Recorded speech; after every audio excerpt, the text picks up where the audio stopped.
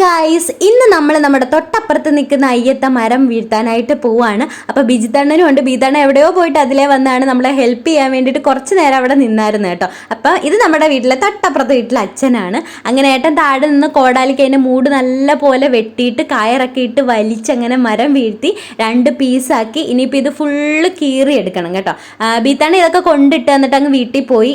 ഏട്ടൻ ഇനിയിപ്പോൾ ഇത് ഫുള്ള് കീറാനായിട്ട് പോവാണ്. അപ്പോൾ നല്ല വെയിലൊക്കെ ഉണ്ടായിരുന്നു. ഞാൻ വിചാരിച്ചു ആ സമയം കൊണ്ട് ആ തൊട്ടപ്പുറത്ത് കിടക്കുന്ന കമ്പിയും ഷീറ്റും ആ ഓടൊക്കെ എടുത്ത് മാറ്റി അവിടെ എല്ലാം ഒന്ന് വൃത്തിയാക്കാൻ തുടങ്ങിയപ്പോഴത്തേനും ഒരു തേളിനെ കണ്ടു കേട്ടോ. എനിക്കന്നാൽ ഭയങ്കര പേടിയാണ് ഇങ്ങനത്തെ കുള്ള സാധനത്തെ, പുഴു ഇങ്ങനത്തെ കുള്ള സാധനത്തെ ഭയങ്കര പേടിയാണ്.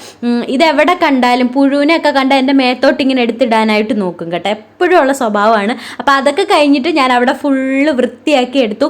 ഞാൻ ആ കംപ്ലീറ്റ് ജോലി കഴിഞ്ഞ് വന്നപ്പോഴത്തേന് ഏട്ടൻ ഫുള്ള് വിറകെല്ലാം കീറി സെറ്റാക്കി കഴിഞ്ഞ് ഇനിയിപ്പോൾ ഇത് നമുക്ക് അടുക്കളയിലോട്ട് അടുക്കി വെക്കണം. ഇന്ന് ഏട്ടൻ്റെ ജോലിയില്ലാത്ത ദിവസമാണ്. ജോലിയില്ലാത്ത ദിവസം എനിക്ക് ഭയങ്കര സന്തോഷമാണ് കേട്ടോ. എനിക്ക് കൂട്ടിന് ഒരാളുണ്ടല്ലോ, അപ്പോൾ എനിക്ക് ഭയങ്കര സന്തോഷമാണ്. ഇന്ന് പക്ഷേ ഞങ്ങൾക്ക് അധികം അങ്ങനെ ടൈം സ്പെൻഡ് ചെയ്യാനൊന്നും പറ്റിയില്ല. വീട്ടിൽ കുറേ പണികളൊക്കെ ഉള്ളതുകൊണ്ട് അതിലങ്ങ് മുഴുകിപ്പോയി. അതൊക്കെ കഴിഞ്ഞിട്ട് ഇനിയിപ്പം കുളിക്കാനായിട്ട് പോവുകയാണ്. അങ്ങനെ എണ്ണയൊക്കെ തേച്ച് കുട്ടപ്പനായിട്ട് കുളിച്ചിട്ടൊക്കെ വരട്ടെ. എനിക്കിപ്പോൾ കുറച്ച് ജോലിയുണ്ട്, പെരയ്ക്കകത്ത് കുറച്ച് വൃത്തിയാക്കലൊക്കെ ഉണ്ട്. അതൊന്നും ഞാൻ വീഡിയോയ്ക്കകത്ത് പ്രത്യേകമായിട്ട് എടുത്തൊന്നുമില്ല.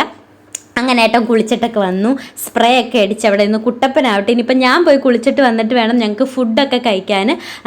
നല്ലപോലെ അങ്ങ് ക്ഷീണിച്ചേട്ടോ, അത്രയും വിറകൊക്കെ കീറിയതല്ലോ. അങ്ങനെ ഞാനും കുളിച്ചിട്ട് വന്ന് കുറിയൊക്കെ തൊട്ടു, ഏട്ടന് കുറിയൊക്കെ ഇട്ട് കൊടുത്തു. ഇനിയിപ്പോൾ കഴിക്കാനായിട്ട് പോവാണ്. രാവിലെ നമ്മൾ ഫുഡിനുള്ള കാര്യങ്ങളൊക്കെ ആക്കിയിട്ടായിരുന്നു അല്ലാണ്ടുള്ള പുറത്തെ പണിക്കായിട്ട് ഇറങ്ങിയത്. അങ്ങനെ സോയാബീനും കിഴങ്ങ് വെഴുക്കുവരട്ടിയും ചമ്മന്തിയും അച്ചാറും ഒക്കെ ആയിരുന്നു വീട്ടിലത്തെ കറി. പിന്നെ വത്സലേമ്മ നമുക്ക് നല്ല വറുത്തരച്ച് തീയലൊക്കെ തന്നു കേട്ടോ.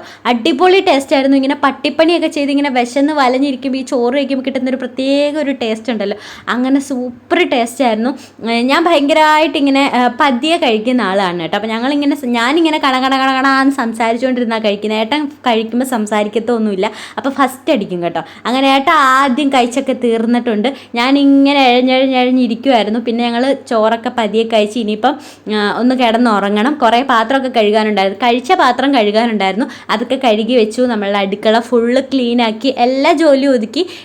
അപ്പോൾ ഈ ഒരു കുഞ്ഞു വീഡിയോ ഇത്രയുള്ളായിരുന്നു. നമ്മുടെ വീഡിയോസ് ഇഷ്ടപ്പെടുകയാണെന്നുണ്ടെങ്കിൽ ചാനൽ മാക്സിമം സപ്പോർട്ട് ചെയ്യണം. നമ്മുടെ ചാനൽ സബ്സ്ക്രൈബ് ചെയ്യണം. അപ്പോൾ ഈ വീഡിയോ ഇത്രയുള്ള, ഇഷ്ടപ്പെട്ട സപ്പോർട്ട് ചെയ്യണേ. ടാറ്റാ.